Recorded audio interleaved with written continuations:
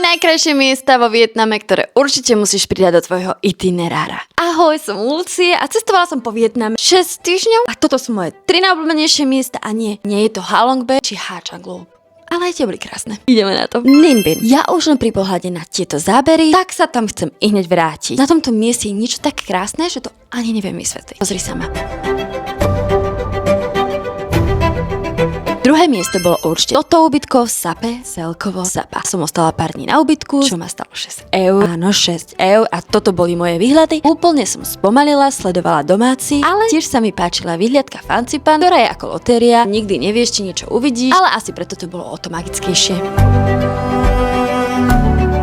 Od prvého dňa som tu chcela ísť, no podarilo sa mi to medzi mojimi poslednými dňami vo Vietname. Vietnam je turistický, čiže miestni ťa už berú ako samozrejmosť, ale tu sa ľudia na mňa stále usmievali. Určite nepremeškaj toto miesto a túto zábavnú aktivitku. A ak ťa to zabrie, neprehovoria tu ísť, už neviem čo. Daj mi vedieť, čo presne ťa zaujíma o Vietname a možno, že či by som sa mala viac venovať jednotlivým destináciám. Čo?